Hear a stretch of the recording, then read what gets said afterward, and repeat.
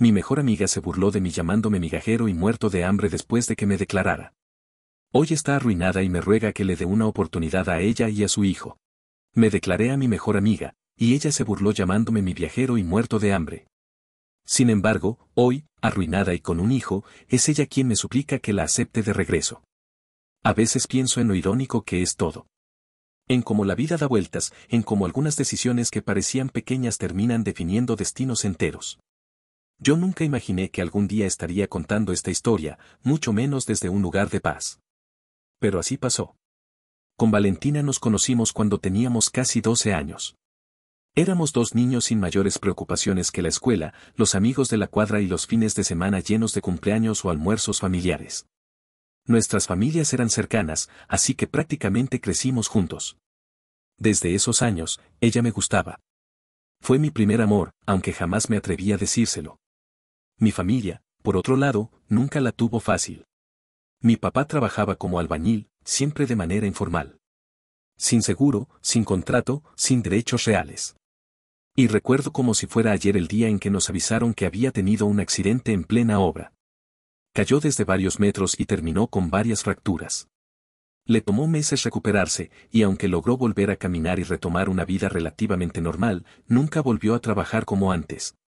Como no estaba en planilla, la empresa simplemente se lavó las manos. No hubo compensación, no hubo seguro, no hubo nada. Solo el silencio frío de quienes te usan mientras puedes servirles y luego te descartan. Esa carga cayó sobre mi madre y sobre mí. Yo tenía apenas 14 años cuando comencé a trabajar. Cualquier empleo que aceptaran darme, cualquier cosa que trajera algo de dinero a casa, la tomaba sin pensarlo. Fue una etapa dura. Trabajar y estudiar al mismo tiempo me dejaba sin ganas, sin fuerza, sin espacio para ser un adolescente. Más de una vez pensé en abandonar el colegio, pero mi madre no me dejó. Ella repetía una frase que quedó marcada en mi cabeza: si quieres una vida diferente, tienes que estudiar. El trabajo duro sirve, pero sin estudios, todo se pierde entre las manos. Valentina sabía lo que pasaba en mi casa. Ella estuvo allí. A veces podía desahogarme con ella, contarle mis frustraciones y mis miedos. Y aunque nunca hablamos de ser algo más, entre nosotros existía una complicidad que yo atesoraba. Hasta mis padres me insinuaban que la invitara a salir, que ella sería una buena novia para mí. Pero mi timidez era más fuerte que mis ilusiones. Con el tiempo, terminamos la secundaria y ambos ingresamos a la universidad, aunque a distintas facultades. Aún así, nos cruzábamos seguido en el campus. Almorzábamos juntos de vez en cuando, como en los viejos tiempos. Ella siempre rodeada de amigos, siempre siendo el centro de atención, siempre brillando. Yo la admiraba, pero al mismo tiempo ese brillo me hacía sentir cada vez más pequeño. Mi vida eran los estudios y el trabajo. Mis ojeras lo decían todo. Aún así, seguíamos siendo cercanos. Nunca me animé a confesarle mis sentimientos. Siempre pensé que debía esperar el momento correcto. Y para mí, ese momento sería nuestra graduación. Sentía que solo cuando pudiera mirarla a los ojos sabiendo que había vencido todas mis dificultades podría decirle la verdad. Y llegó el día. Con el diploma en la mano, después de años sin descanso, sin fines de semana, sin vacaciones, sin una vida normal, pensé que ya no podía seguir ocultándolo. Le pedí que habláramos a solas. Recuerdo mis manos temblando, mi voz intentando no quebrarse. Le dije que siempre me había gustado, que había sido mi primer amor, que quería intentarlo con ella. Su respuesta fue tan rápida que apenas logré prepararme para el golpe. Me dijo que solo me veía como un amigo. Que me quería, sí, pero no de esa forma. Me dolió, claro, pero lo acepté. No podía obligarla a sentir lo que yo sentía. Traté de convencerme de que lo importante era seguir teniendo su amistad. Pero el problema no fue su rechazo. Lo que realmente me destruyó vino después. A los pocos días comenzaron los rumores. Valentina, por ser tan popular, tenía muchos amigos, y de alguna manera todos se enteraron de mi confesión. Al principio pensé que era normal, que los secretos nunca duran mucho. Pero nunca imaginé que ella misma se burlaría de mí. Un día, uno de esos amigos me mandó un audio. Y ese audio cambió todo. Era Valentina. En su voz había risa, burla, desprecio.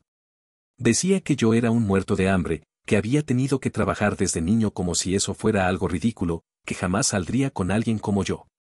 Me llamó mi viajero con tono burlón, como si mis esfuerzos fueran chistes para entretener a su grupo. Escucharla fue como recibir un golpe en el estómago. Esa era la misma persona a la que le había contado mis dolores, mis dificultades, mis sueños. Esa era quien sabía todo lo que funcionaba y lo que no en mi casa. Y aún así, me usó como un chiste para quedar bien con los demás. Ese día decidí alejarme para siempre. Bloqueé su número, dejé de responder, me desaparecí de su vida. Fue duro, porque perderla fue como arrancar una parte de mí. Pero entendí que no podía seguir atado a alguien que no me valoraba. Me enfoqué en mis estudios, en mi carrera, en mi futuro. Cuando terminé la universidad, entré a trabajar en una empresa. No era un puesto importante, pero para mí era una oportunidad invaluable. Desde el primer día me esforcé hasta el límite. Horas extra, cursos internos, proyectos que nadie quería tomar, yo aceptaba todo. No tenía vida social como los demás jóvenes. Mi vida era trabajar, aprender, crecer. No fue fácil, pero valió la pena. 5 años después, mi esfuerzo dio frutos. No soy millonario, ni cerca, pero tengo un puesto estable, un buen sueldo y el respeto de mis compañeros. Pude independizarme, ayudar a mis padres, llevar a mi madre a un restaurante sin mirar los precios. Para mí, eso era riqueza. Con el tiempo también conocí a mi pareja actual, una mujer maravillosa con quien comparto valores, metas y planes. Con ella incluso he pensado en casarme. Y justo en ese momento de estabilidad ocurrió algo inesperado. Mi padre, en una salida cualquiera, se reencontró con el padre de Valentina. Conversaron, recordaron viejos tiempos, y él lo invitó a un almuerzo familiar. Mis padres me pidieron que fuera. No quería, pero tampoco tenía motivos reales para negarme. Ya no era aquel muchacho que necesitaba demostrar algo. El día del almuerzo, los padres de Valentina nos contaron todo lo que había pasado con ella. Decisiones malas, malas compañías, decepciones, lágrimas, cargas. Tenía un hijo pequeño que, según ellos, prácticamente estaban criando ellos mismos. Había mucho dolor en su voz, esa frustración resignada de alguien que ya no sabe cómo ayudar. Escuché todo con una distancia que me sorprendió. Era como si hablaran de alguien que conocí en otra vida. En eso, Valentina apareció. No la veía desde hacía años, y el cambio era evidente. Al verme, se quedó congelada. Me saludó nerviosa. Un rato después me pidió salir a caminar. Dudé, pero acepté. No tenía nada que esconder. Apenas estuvimos a solas, me dijo que le había dolido perder un amigo como yo. Que se enteró del audio que yo escuché, que quiso disculparse, pero cuando vio que la había bloqueado, no supo qué hacer. Me confesó que no insistió porque le dio vergüenza enfrentar sus propias acciones. Y así empieza esta parte de la historia. Me contó que lo hizo todo para encajar, que en ese grupo de amigos se sentía presionada a mostrarse superior, a burlarse, a aparentar. Que no midió las consecuencias y que, al final, se perdió a mí como amigo. Después habló de su vida en estos años, de las decisiones equivocadas que había tomado, de las relaciones que no la llevaron a nada y de los errores que la alejaron del futuro que podría haber tenido. En sus palabras había un arrepentimiento genuino. Incluso admitió que en el fondo sí me quiso, que sintió algo por mí, pero que la presión social y su inmadurez la hicieron actuar de forma cobarde. Me pidió, entre lágrimas, que al menos pudiéramos ser amigos otra vez, que quizá con el tiempo podríamos ver qué pasaba entre nosotros. La escuché con calma, sin interrumpirla. Y cuando terminó, le respondí con serenidad. Le dije que ya no sentía nada por ella, que mi vida había cambiado, que ahora tenía a alguien que me valoraba de verdad y que sabía exactamente lo que valgo. Fui claro, no había vuelta atrás. Sus ojos se llenaron de lágrimas, y por un instante pensé que se derrumbaría ahí mismo. Se quedó mirando al suelo, en silencio. Yo respiré hondo y repetí, no hay nada entre nosotros. No lo habrá. Muy pronto voy a pedirle matrimonio a mi novia. Ese fue el final. Caminamos de regreso sin decir palabra. Entramos a la casa y yo seguí la reunión con mis padres como si nada hubiera pasado. Al salir, sentí una tranquilidad extraña. En el pasado creí que ella era mi mundo, y con los años descubrí que mi mundo lo construí yo, con esfuerzo, disciplina y decisiones firmes. Valentina es parte de una historia que terminó. Mi presente está con la persona que realmente camina a mi lado. Lo demás quedó atrás. Actualización 1.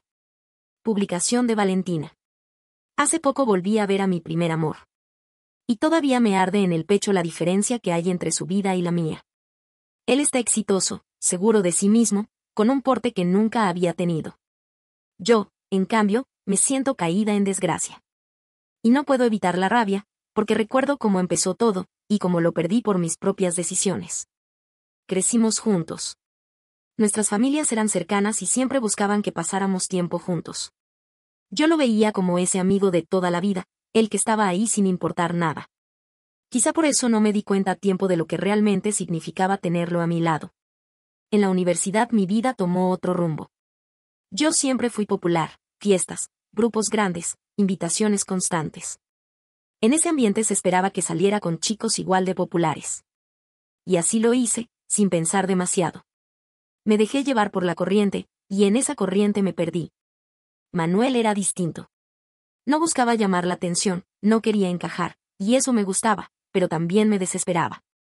Sabía que trabajaba desde adolescente porque su papá había tenido un accidente laboral y nunca recibió ayuda de la empresa. Yo lo admiraba en silencio. Sabía que no lo tenía fácil. Pero aún así, seguí viéndolo como el amigo de siempre. Cuando se me confesó, fue en la graduación. Yo lo rechacé. Le dije que lo quería como amigo. No tuve valor para admitir lo que sentía, porque lo único que me importaba en ese momento era mi imagen frente a los demás. El problema vino después. Alguien escuchó, alguien comentó, y la noticia se esparció por mi grupo. Mis amigos comenzaron a burlarse. Me decían que cómo era posible que él se atreviera a declararse, que era un tipo normalito, que no tenía nada para ofrecerme. Y yo, en lugar de defenderlo, me uní a esas burlas. Lo peor fue el audio. Yo misma lo grabé y lo compartí, me reía de él, lo llamaba muerto de hambre, mencionaba que trabajaba desde niño y que jamás estaría con alguien así. Incluso lo llamé mi viajero. No puedo explicar qué pasó por mi cabeza. Me convertí en alguien que no era yo, todo para encajar en un grupo que ni siquiera valía la pena. Ese audio se filtró y, cuando quise disculparme, ya era tarde. Manuel lo escuchó y me bloqueó. Desapareció por completo de mi vida. Ahí empezó mi caída. Me di cuenta de que, sin él, estaba realmente sola. Él había sido mi sostén emocional, y nunca lo reconocí. Cuando lo perdí, busqué llenar ese vacío con personas que no valían nada. Me rodeé de malas compañías. Salía con chicos que solo querían diversión, que ofrecían viajes, fiestas, excesos. Creía que vivir así me haría sentir libre, pero solo me hundí más. Quedé embarazada. El padre de mi hijo jamás quiso hacerse cargo. Intenté demandarlo, pero se escondió, cambió de domicilio, esquivó todo. Mi hijo depende de mí, en una gran parte, de mis padres. Ellos me ayudan, pero sé que están decepcionados. Lo noto en sus silencios, en sus miradas cansadas. Las veces que intenté rehacer mi vida, todo terminó igual. Cuando decía que tenía un hijo, los hombres simplemente se iban. Como si les confesara algo repugnante. Me cansé de esa hipocresía social. Por eso, cuando volví a ver a Manuel, sentí tantas cosas de golpe. Fue en un almuerzo familiar. No sabía que él estaría ahí. Al verlo, tan distinto, tan seguro, tan hombre, algo se quebró dentro de mí. Durante la caminata le conté mi vida. Admití mis errores. Le pedí que recuperáramos la amistad. Que quizá el tiempo diría. Su respuesta me destruyó, ya no sentía nada por mí, tenía pareja, iba a pedir matrimonio. Lo dijo con una frialdad que me atravesó. Pero yo aún creo que pude haberlo recuperado. Sigo pensando que, si me esfuerzo, puedo hacer que recuerde lo que alguna vez sintió por mí. Al primer amor no se lo olvida. No quiero perderlo otra vez. Por eso vine a pedir consejo. ¿Cómo recupero a Manuel? ¿Cómo logro que me vea como antes? Mi vida sin él no tiene rumbo. Actualización 2. Lamento no haber actualizado antes, necesitaba ordenar mi cabeza. Gracias a quienes comentaron, incluso a los que solo me dijeron que debía alejarme de Manuel. Ustedes no entienden, él era, y sigue siendo, el ancla que yo necesitaba. Pero ahora ya no tiene sentido. Ya lo he perdido. Ha pasado un año desde lo último que conté. Un año entero intentando acercarme a Manuel, buscando excusas, provocando encuentros casuales, fingiendo que era el destino, pero él lo notaba. A veces me ignoraba con educación. Otras me saludaba con frialdad. Y hubo un día que me dolió más que todos, cuando lo vi con su novia. Debo admitirlo, ella es muy guapa. Pero lo que más me sorprendió fue su parecido conmigo, o al menos, con lo que yo fui en mi mejor época. Ese parecido me desarmó. Me acerqué, me presenté. Ella fue amable, aunque incómoda. Lo entiendo. Yo lo vi como una señal. Como si aún hubiera un vínculo entre nosotros. Pero la realidad cayó de golpe. Manuel me llevó aparte y me pidió que dejara de buscarlo. Que no sabía qué pretendía, pero que ya estaba cansado. Que ese capítulo estaba cerrado. Sentí que me quedaba sin aire. Quise explicarle que sin él no podía levantarme, que mi vida había sido un desastre desde que lo rechacé, que necesitaba una oportunidad. No me dejó. Se alejó y volvió con su novia. Seguí insistiendo durante semanas. Nuevos pretextos, nuevas ideas, pero todo salió mal. Manuel habló con mis padres. Les contó todo. Ellos, cansados de mis errores, me pidieron que no los decepcionara más. Fue la primera vez que vi hartazgo en sus ojos. No solo estaban agotados por mis decisiones, por la crianza de mi hijo, por mis fracasos. Estaban cansados de verme arrastrarme detrás de alguien que ya me había dicho que no. Solo por ellos dejé de buscarlo. Porque sin mis padres no tengo nada. Pero dentro de mí, la llama no se apagó. No sé cómo soltar. No sé cómo seguir. He intentado trabajar, estudiar, salir adelante. Todo se siente vacío. Para mí, Manuel no es solo un recuerdo. Es el símbolo del error más grande de mi vida. Y no sé cómo vivir con eso. Actualización 3. Actualización de Manuel. No pensé que volvería a hablar de esto. Mucho menos escribirlo. Pero después del último encuentro que tuve con Valentina, algo dentro de mí necesitó poner orden. No por ella. Por mí. Por lo que fui y por lo que, después de tantos golpes, logré ser. A veces las personas creen que uno supera las cosas simplemente porque ya pasaron. Pero hay heridas que no desaparecen, solo cicatrizan encima del recuerdo. Y el mío empezó el día que escuché ese maldito audio. Recuerdo perfectamente dónde estaba. Tenía 19 años, era un viernes por la tarde y estaba en el taller donde trabajaba medio tiempo. El teléfono sonó y un amigo me pidió que escuchara algo importante. Lo hice sin pensar. Le puse play sin imaginar que mi vida iba a cambiar en cuestión de segundos. Escuché su voz riéndose.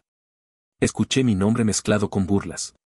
Escuché el tono de superioridad, como si yo fuera una anécdota vergonzosa, un chiste barato. Escuché palabras que jamás imaginé que ella pronunciaría sobre mí. Pero lo peor no fueron las palabras. Fue lo que rompieron. En ese preciso instante, sentí como algo dentro de mí se quebró de manera irreversible. No fue solo vergüenza. Fue una mezcla de humillación profunda, de pérdida, de incredulidad. Me quedé parado en medio del taller, con las manos sucias de grasa, sintiendo que mi mundo se estrechaba hasta convertirse en un punto diminuto. Salí a la calle sin decir nada. Caminé sin rumbo, con los audífonos todavía puestos, como si necesitara confirmar una y otra vez que lo que estaba escuchando era real. Cada repetición era un golpe al estómago, uno más fuerte que el anterior. Ese día dejé de ser el muchacho ingenuo que creía que el cariño bastaba. La vergüenza social llegó después, como una ola lenta pero devastadora. En la universidad se hizo correr la voz. Me miraban con burla contenida. Otros ni siquiera se molestaban en ocultarla. Algunos imitaban frases del audio a mis espaldas. Otros me hacían preguntas condescendientes, como si quisieran verme caer. Pasé de ser invisible a ser una broma pública. La gente no entiende lo que es que tu dignidad se convierta en entretenimiento para otros. No entiende lo que es sentarte en clase y sentir que la gente se ríe, no sabe si por algo del momento, o por ti. Terminé aislándome. Dejé de hablar, dejé de participar, dejé de acercarme a cualquiera que pudiera usar algo contra mí. Me quedé solo. Pero esa soledad, con el tiempo, se convirtió en gasolina. La humillación se volvió mi motor. No fue algo bonito, ni sano. Fue rabia. Fue orgullo herido. Fue una promesa silenciosa que me repetí una y otra vez, nunca más me van a ver así. Trabajé más horas. Acepté cualquier empleo que pudiera pagar mis estudios. Me esforcé el doble, el triple. Me aferré a los planes que tenía para mi vida como si fueran una tabla de salvación. En retrospectiva, creo que lo eran. La herida se convirtió en disciplina y la disciplina en crecimiento. Pero nunca dejó de doler. Años después, cuando volví a ver a Valentina en el almuerzo familiar, me sorprendió lo que sentí. No fue amor. Tampoco odio. Fue algo más extraño, una mezcla de nostalgia y rabia contenida. Como ver a alguien que alguna vez fue importante y al mismo tiempo recordar que esa misma persona te dejó marcado de por vida. Cuando caminamos solos, la escuché. Escuché su historia, su arrepentimiento, sus errores, su vida rota. Parte de mí sintió compasión. No voy a negarlo. Otra parte sintió que, por fin, el mundo le había devuelto un poco del daño que me hizo. Pero incluso con toda esa desolación que cargaba, había una línea que no podía cruzar de nuevo. Porque yo no puedo regresar a un lugar donde dejé de ser persona. Ese es el resumen de todo. Ella quería una amistad, una segunda oportunidad, algo que yo no podía darle. No porque me creyera superior. No porque quisiera lastimarla. Sino porque regresar con ella significaba volver a ponerme en un sitio donde mi dignidad había sido destruida. Y yo juré que nunca más volvería ahí. El último encuentro, el verdaderamente ocasional, ocurrió hace unas semanas. Yo estaba saliendo de una cafetería y ella pasó justo frente a mí. Me reconoció al instante. Sonrió con esa mezcla de culpa y esperanza que ya conocía demasiado bien. Me preguntó cómo estaba. Intentó hacer pequeña la conversación, como si quisiera colarse otra vez en mi vida sin que yo lo notara. Pero yo ya no era el muchacho que caminaba detrás de ella esperando migajas de atención. Le dije, con calma, que su presencia removía cosas que no eran sanas para mí. Le expliqué que lo que ocurrió en el pasado tuvo repercusiones que ella jamás llegó a dimensionar, noches enteras sintiéndome inferior, meses de aislamiento, años de reconstruirme desde cero. Le dije que ella fue una cicatriz, no una historia pendiente. No intenté humillarla. No levanté la voz. No necesitaba hacerlo.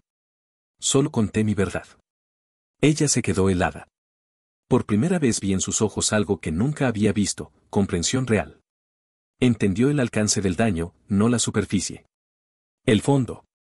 Nos despedimos sin un abrazo, sin una promesa, sin un vamos viendo. Solo cerré una puerta que llevaba demasiados años entreabierta. Esa misma noche decidí hablar con mi novia. No quería que nada de esto quedara escondido, ni que en el futuro se sintiera traicionada por saberlo a medias. Le conté todo. Desde el audio, las burlas, la humillación, la herida que me había marcado durante años. Temí por un segundo que se sintiera insegura. Que comparara. Que pensara que Valentina aún tenía un lugar en mi vida. Pero su reacción fue la prueba más contundente de que finalmente había encontrado un amor sano. Me tomó la mano. Me dijo que lamentaba lo que había vivido, que nadie merecía eso. No me juzgó, no se burló, no se sintió amenazada. Solo estuvo ahí. Presente. Firme. Amorosa. Fue en ese momento que lo entendí todo. Lo que sentí por Valentina en la juventud no fue amor. Fue idealización, necesidad, dependencia emocional. Lo confundí con destino porque no conocía el amor real, aquel que acompaña, que escucha, que no hiere por diversión, que no te hace sentir pequeño para sentirse grande. Ella, la mujer con la que quiero compartir mi vida, es la prueba viviente de que el amor maduro existe. Que uno no tiene que mendigar afecto para merecerlo. Que no necesito volver al pasado para entender quién soy hoy. Esa noche lo decidí, Valentina es parte de un capítulo que terminó. Mi vida, mi verdadera vida, está con la persona que estuvo cuando yo todavía me estaba reconstruyendo. Y por primera vez, desde aquel audio que me destrozó, sentí paz. La historia está cerrada. Definitivamente. Actualización 4. No sé realmente cómo empezar esto. Quizá porque no hay una manera bonita de aceptar que uno mismo fue el origen de su propia desgracia. O quizá porque decir la verdad completa, implica desnudarse de todas las excusas que construí durante años para poder seguir respirando. He tenido un año entero para pensar. Un año que se ha sentido como una vida. Y aunque al principio creí que luchar por Manuel era lo correcto, hoy me doy cuenta de que en realidad solo estaba luchando contra mí misma. Después del último encuentro, algo cambió. No puedo describirlo de otra forma. No fue una pelea, no fue un insulto, no fue un cierre dramático. Fue simplemente la verdad, la que él me dijo sin alzar la voz, la que yo había evitado escuchar durante tanto tiempo. Ese día, por primera vez, entendí el daño que realmente le hice. Pasé años repitiéndome la versión suave de la historia, que solo había cometido un error, que todos éramos jóvenes, que la presión social me llevó a comportarme como no debía. Esa narrativa me permitía dormir por las noches, porque en ella yo seguía siendo una víctima de mis circunstancias. Pero cuando Manuel me habló, cuando vi en sus ojos un dolor tan viejo como profundo, supe que esa historia era una mentira que yo misma inventé para no odiarme. Yo no fui víctima. Yo fui cruel. Y él pagó un precio que yo jamás imaginé. Desde el día del audio hasta ahora, he vivido pensando que el universo me castigaba por lo que hice. Que mis malas decisiones en el amor, que la ausencia del padre de mi hijo, que la vergüenza frente a mis padres, que la inestabilidad constante eran consecuencias kármicas, como si la vida estuviera cobrándome una factura pendiente. Pero ahora sé que no era karma. Era yo. Era la versión rota, inmadura y perdida de mí misma repitiendo patrones que jamás me detuve a enfrentar. Y lo más duro de aceptar es esto: Manuel logró levantarse sin mí. Yo, en cambio, me quedé atrapada en el mismo lugar donde lo perdí. Cuando lo vi después de tantos años, soñé con una redención. No romántica, sino emocional. Creí que si él me perdonaba, si él me dejaba volver a su vida aunque fuera un poquito, entonces yo podría respirar otra vez. Pero lo que descubrí fue mucho más devastador y, a la vez, necesario. Él no me odia. Eso fue lo que más me dolió. Porque el odio mantiene una cuerda, aunque sea de espinas. La indiferencia, en cambio, es la prueba de que ya no tienes un lugar en la vida de alguien. Cuando me dijo que no podía volver a un lugar donde dejó de ser persona, entendí que no hablaba solo del pasado. Hablaba de mí. De lo que representé en su historia. De un espacio emocional al que jamás debería haberlo llevado.